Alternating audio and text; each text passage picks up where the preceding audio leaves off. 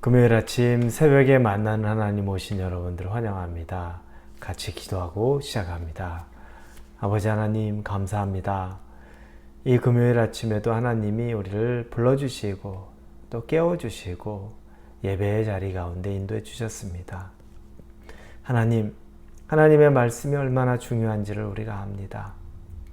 그럼에도 불구하고 그 말씀을 잘 들으려고 하지 않고 그 말씀을 잘 우리가 보려고 하지 않고 또 그 말씀대로 살 수 있다고 믿지 않고 있습니다. 그러나 하나님, 이 말씀에 근거하여 우리의 삶에 힘을 얻게 하시고 이 말씀에 근거하여 하나님의 형상을 볼 수 있는 지혜가 열리게 하여 주시옵소서. 기대합니다. 예수님의 이름으로 기도합니다. 아멘. 오늘 우리에게 주시는 말씀은 히브리서 7장입니다. 1절에서 10절까지의 말씀입니다. 히브리서 7장 1절에서 10절입니다. 히브리서 7장입니다. 1절에서 7절, 10절 같이 읽겠습니다. 이 멜기세덱은 살렘 왕이요 지극히 높으신 하나님의 제사장이라. 여러 왕을 쳐서 죽이고 돌아오는 아브라함을 만나 복을 빈 자라. 아브라함이 모든 것의 10분의 1을 그에게 나누어 주니라. 그 이름을 해석하면 먼저는 의의 왕이요 그 다음은 살렘 왕이니 곧 평강의 왕이요 아버지도 없고 어머니도 없고 족보도 없고 시작한 날도 없고 생명의 끝도 없어 하나님의 아들과 닮아서 항상 제사장으로 있느니라. 이 사람이 얼마나 높은가를 생각해보라. 조상 아브라함도 노량물 중 10분의 1을 그에게 주었느니라. 레위의 아들들 가운데 제사장의 직분을 받은 자들은 율법을 따라 아브라함의 허리에서 난 자라도 자기 형제인 백성에게서 10분의 1을 취하라는 명령을 받았으나 레위 족보에 들지 아니한 멜기세덱은 아브라함에게서 10분의 1을 취하고 약속을 받은 그를 위하여 복을 빌었나니 논란의 여지 없이 낮은 자가 높은 자에게서 축복을 받느니라. 또 여기는 죽을 자들이 10분의 1을 받았으나 저기는 산다고 증거를 얻은 자가 받았느니라.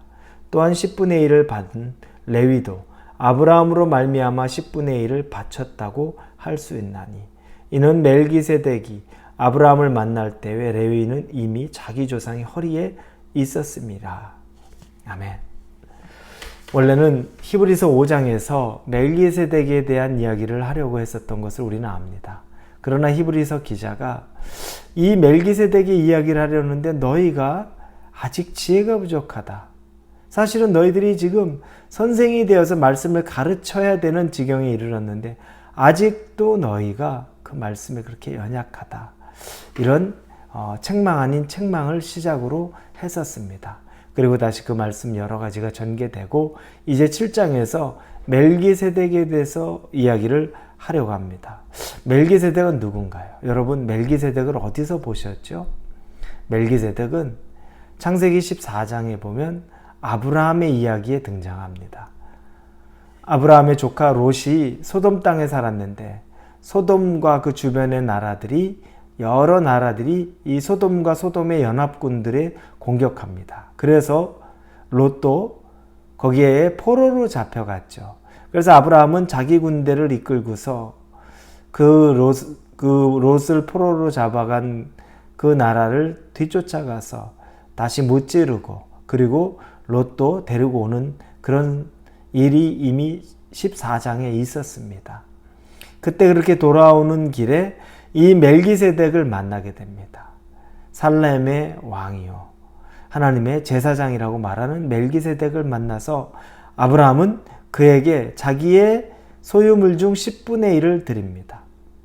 그래서 우리가 11조의 어떤 근간, 11조의 시작, 시초 이런 것들을 여기서 이야기도 하는 거죠. 그래서 자기 소유의 10분의 1을 멜기세덱 이 제사장, 대제사장에게 주고 그리고 멜기세덱은 이 아브라함을 또 축복을 합니다. 하나님 앞에 복을 빌어주는 거죠.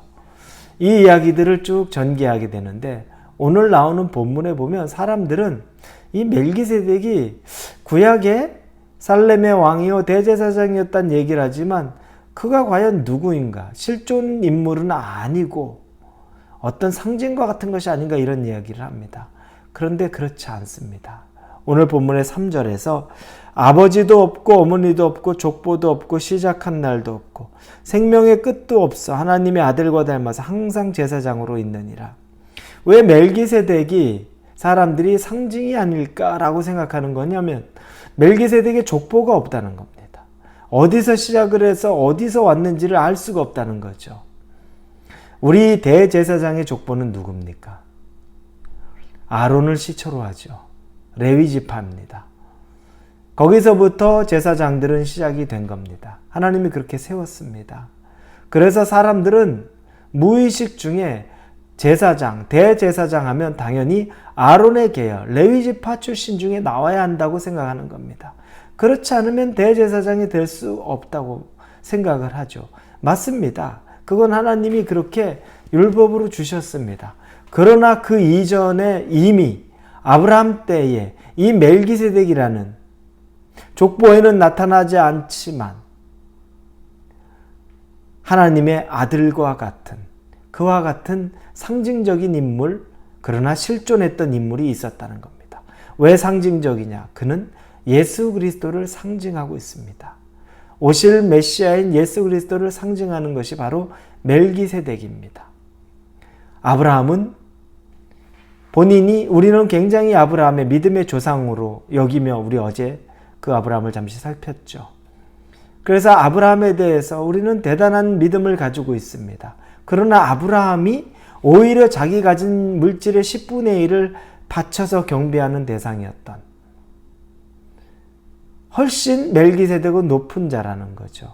그런데 우리는 아브라함 수준에서 또 아론이나 일반 대제사장의 수준 정도는 높다고 생각하지만 멜기세덱, 즉 예수 그리스도가 얼마나 위대한지에 대해서는 우리가 간과하는 때가 많다는 겁니다.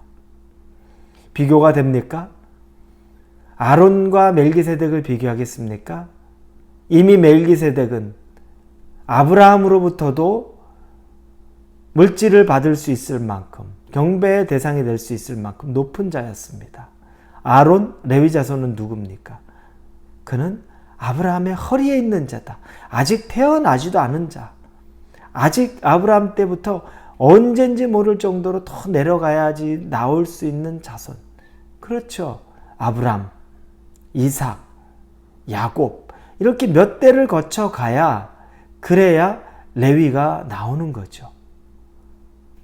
이런 일들을 보면서, 그리고 그 한참 후에 아론이 등장하고, 이 일들을 보면서 여러분, 우리는 하나님 예수 그리스도를 믿고 그분을 의지한다고 하지만, 그러나 눈에 보이는 우리의 무의식적인 관념적인 또 율법적인 것에 더 얽매여 있고 예수님을 정말 얼마나 귀한지 잘 여기지 못합니다. 왜 예수님이 멜기세덱이 예수님의 상징입니까? 아브라함이 그에게 10분의 1을 바쳤을 때 멜기세덱은 14장 창세기 14장에 보면 빵과 포도주를 가져와서 그를 축복합니다. 예수님께서 성만찬 때에 빵과 포도주로 그곳에 있던 자기의 제자들을 축복하셨던 것 같은 일을 이미 예표적으로 하셨던 것을 우리는 보게 됩니다. 우리가 이 멜기세덱의 이야기를 통해서 깨달을 수 있는 것은, 하나님은 아주 오래전에 아브라함 때부터 이미 준비한 예수 그리스도의 예표가 있었다는 겁니다. 그런데 그 예수 그리스도의 예표, 얼마나 위대하고 높은 예수 그리스도인데 우리는 아론이나 레위 자손이 아닌 것 때문에 그를 정말로 영원한 대제사장으로 여기지 못했던 것, 예수님을 너무 낮게 보고 살았던 것, 우리는 그런 부분에 대해 다시 생각하게 됩니다. 사랑하는 성도 여러분, 예수님은 절대 우리가 생각하는 정도, 내가 그냥 컨트롤할 수 있는 그런, 내 손에 쥐고 움직일 수 있는 그런 수준의 분이 절대 아닙니다. 그분은 이미 하나님이시며, 그리고 하나님이 계획하신, 아주 오래전부터 이미 계획하신, 우리 인간의 율법으로 헤아릴 수 없는 존재였다는 것. 우리가 높게 봐서 아브라함을 믿음의 조상이라고 그렇게 칭송하는 그 아브라함이 심지어 그 시대에 멜기세덱에게 자기의 소유의 10분의 1을 바쳤던, 낮은 자가 높은 자에게 바쳤던 것 같은 것을 행했던 그 멜기세덱, 예수님을 예표하는 멜기세덱, 우리는 그것을 보게 되는 겁니다. 오늘 하루를 사시면서 여러분에게 예수님이 얼마나 귀한 분인지 다시 한번 누리고 살 수 있기를 예수님 이름으로 축원합니다. 기도합니다. 하나님 감사합니다. 예수님 보내주심을 감사하고 이 위대한 예수님과 우리가 동행하게 하심에 감사를 드립니다. 오늘도 성령 충만하게 예수님과의 개인적인 동행이 일어나게 하여 주옵소서. 예수님의 이름으로 기도합니다. 아멘.